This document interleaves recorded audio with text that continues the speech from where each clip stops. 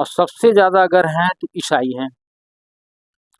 अब ईसाई कहते हैं कि यहोवा सर्वशक्तिमान है। अब मुस्लिम भी कहते हैं कि सातवें आसमान का खुदा है। और हिंदू कहते हैं कि ब्रह्म है यानी ओम है।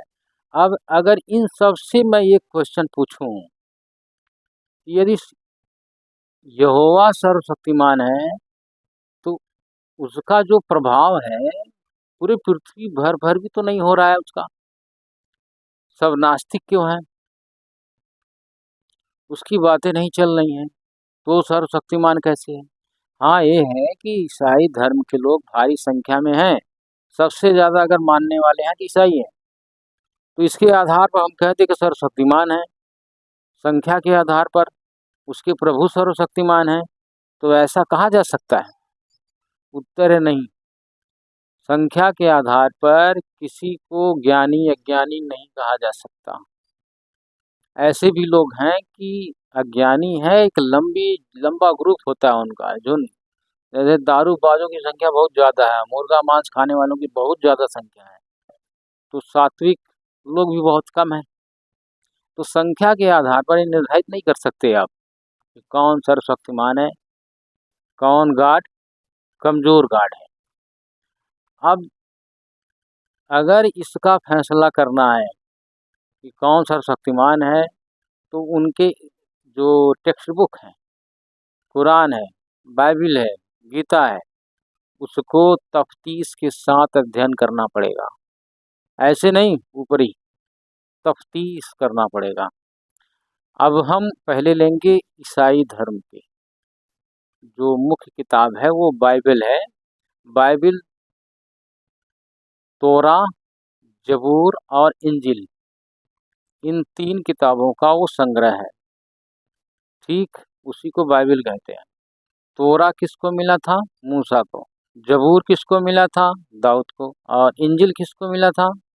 मूसा ईसा को, सॉरी ईसा को। गए हैं हम, देखिए कुरान के सूर मुआमिनून 23वीं जो है सूर है, इसके आयत नंबर में आ जाइए।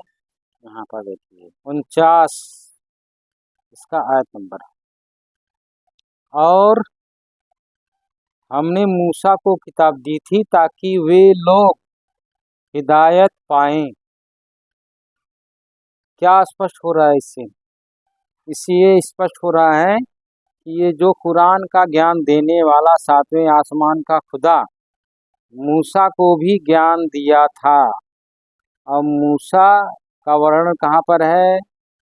बाइबिल में। वहाँ पर बाइबिल में मूसा को ज्ञान देने वाला कौन है? यहोवा। और यहाँ भी ये दावा कर रहा है कि मैंने मूसा को ज्ञान दिया, सातवें आसमान का खुदा ये भी कह रहा है। इसका क्या मतलब है? इसका मतलब यह है कि यहोवा ही इसका कुरान का भी ज्ञान देने वाला और ये बाइबिल का भी ज्ञान देने वाला, ये बाइबिल का भी ज्ञान देने वाला क्या है? यहोवा। ठीक, ठीक है।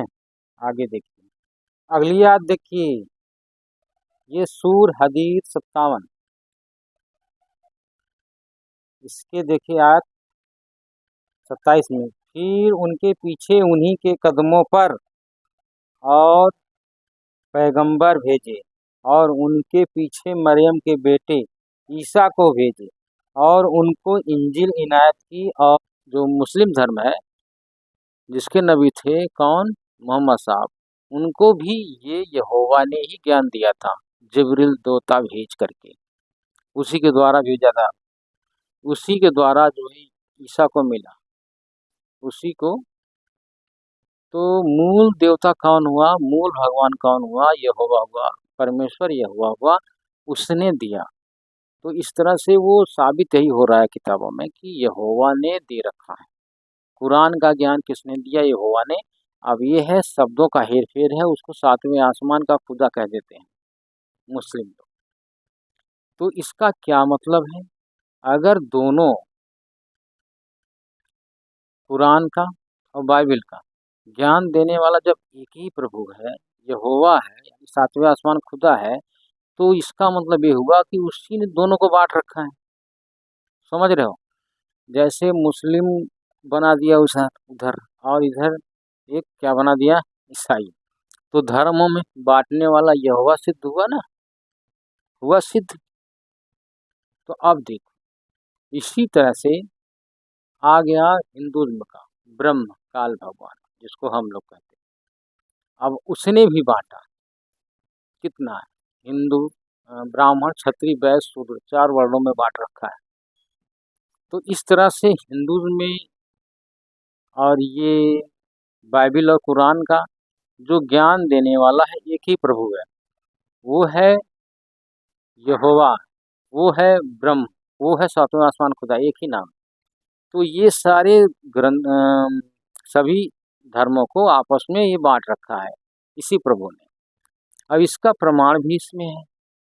अब यही सर्वशक्तिमान हम कह देंगे भाई यही सर्वशक्तिमान है, वहाँ पर यहोवा बना है, और मुसलमानों में जो है सातवें आसमान खुदा कहा जा रहा है, और हिंदू से वो ब्रह्म कह रहे हैं, सीधी बात है। तो फिर अलग अलग तरह का निर्देश आदेश दे रखा है इसने। तो क्या ये सर्वशक्तिमान यही है? अगर कहा जाए नहीं, ये सर्वशक्तिमान नहीं है। सर्वशक्तिमान कौन है? सर्वशक्तिमान यही यहोवा ही बता रखा है। किसमें? जो मूल ग्रंथ है कुरान में, जो बाइबिल और कुरान और इसको अलग नहीं कर सकते, उसमें ये बता रखा है यहोवा ने। यहोवा ने किसी अन्य को भगवान बता रखा है, और वो भगवान का नाम है कबीरन, खबीरा, कबीरन। तो यानी ये सुप्रीम अल नहीं है, सुप्रीम परमेश्वर ये यहोवा नहीं हुआ। सुप्रीम कौन हुआ? वो 6 दिन में सृष्टि रचने वाला हुआ, जिसको ये बता रहा है कहाँ? सूरह फुरकान 25 आयत नंबर 59 में। आइए दिखा देते हैं हम। ये है सूरह फुरकान 25 आयत नंबर 59 में, यहाँ पर। अब ये जो है फाइनल डिसीजन दे रहा है। देखिए, जिसने आसमानों और जमीन को और जो कुछ इन दोनों के दरमियान है 6 दिन में पैदा किया, फिर अर्श पर जा ठहरा, वह जिसका नाम रहमान यानी बड़ा मेहरबान है, तो उसका हाल किसी बाखबर से मालूम कर लो। अभी तक तो यहोवा यही न बता रहा था कि सबको ज्ञान दिया, सभी नबियों को भेजा, हाँ, ईसा मूसा को सबको भेजा, मैंने ही भेजा। अब यहाँ क्या कह दिया इसने कि भैया जो क्रिएटर है 6 दिन में जो रच रहा है वो कोई और है, उसका हाल किसी बाखबर से मालूम कर लो, किसी तत्वदर्शी संत से जाकर पूछ लो। अब भैया ये बताओ आप कि ये अभी तक तो सब कुछ कर रहा था, ये कौन सा प्रभु है? ये तो दूसरा प्रभु सिद्ध हो गया। अगर ये अगर ये न कहता कि किसी बाखबर से मालूम कर लो, तब तो सबका दांव लग जाता कि ये अपने लिए ही कह रहा है। हाँ, अपने ही लिए कह रहा है, लेकिन अपने लिए कह रहा है तो भैया एक बाखबर एक ज्ञानी मोहम्मद साहब को तो भेज रखा था, तो उनको उनके हवा उन्हीं को संदेश देकर बता रहा है किसी बाखबर से मालूम कर लो। तो ये कौन है? ये दूसरा खुदा है। ठीक है, ये दूसरा खुदा है। ये 59 में देखो, या अरबी में 59 के अरबी में देखो, ये 59 58 है, ये 59 में खबीरा, खबीरा है, ये खबीरा है। इस तरह से ये कबीरन भी लिखा है, कबीरा भी लिखा है, यानी ये कबीर अल्लाह है। अब इसको अनुवाद करोगे तो सब में अर्थ निकलता है, रमेश में भी अर्थ निकलेगा, हाँ, सुरेश में भी अर्थ निकल जाएगा कोई करोगे तो ये अर्थ करने पर तो कुछ भी शब्दों का अर्थ कर दो, लेकिन ये जो कबीरन इसमें इसमें खबीरा लिखा है, लेकिन किताबों में कबीरन भी लिखा है। तो वो कबीर अल्लाह के लिए है, वो कबीर के लिए है। अब समस्या ये है कि कबीर वो क्या वहाँ के काशी में जो उत्पन्न हुए तो जो संत कहते हो वही है? जी हाँ, वही है, वही है। तो आपने देखा ना कि सूरह फुरकान 25 आयत नंबर 59 में ये खुद कह दिया कि वो तखत पर जो जा बैठा 6 दिन में सृष्टि रच के, वो अल्लाह कबीर है, कबीरन है। तो यानी यहोवा भी किसी अन्य को सुप्रीम बता दिया, किसको बताया? कबीरन। ठीक।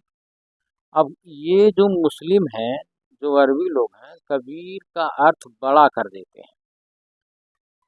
और ये बड़ा कर देने की वजह से इसलिए है कि इनको जानकारी नहीं है कि ये कबीर कौन है।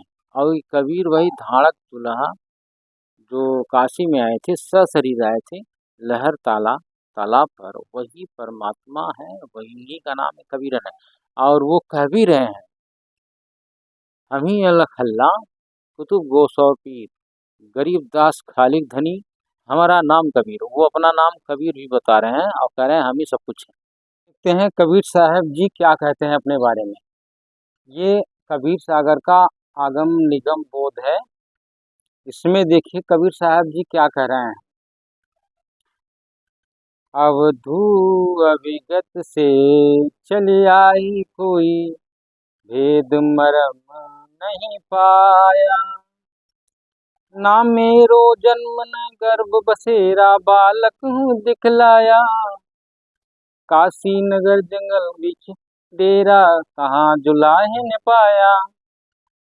माता पिता मोरे कछु नाई, ना मेरे घर दासी गिरिदासी। जुलाहा को सूत आन कहाया, जगत करे मेरी हासी। धड़ नहीं मेरे गगन कछु नाई, सूझे अगम अपारा। सत्य स्वरूपी नाम साहेब को सोए नाम हमारा। अधर द्वीप नहीं गगन गुफा में, तऊ निजु वस्तु हमारा। ज्योति स्वरूपी अलख निरंजन, सो जपै नाम हमारा।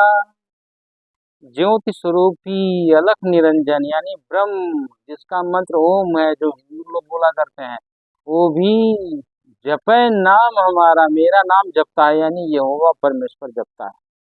हाण चाम लो नहीं मोरे हो, सतनाम उपासी। तारन तरन अभय पद दाता, कहें अब कबीर अविनाशी। तो ये सुप्रीम कौन, अच्छा दिन में जो सृष्टि रचने वाला है, जो तखत पर चला गया, जिसने यहोवा को हैंड ओवर किया, रच के दिया, वही यहोवा इसी कबीर को बता रहा है कि 6 दिन में सृष्टि रचने वाला वो कोई और है, उसका हाल किसी बाखबर से मालूम कर लो। तो वो कबीर हैं, वो बता रहे हैं कि मैं कौन हूँ। देखो मैंने अभी आपको पढ़ करके सुनाया। तो इस तरह से कबीर साहब जी की वाणी।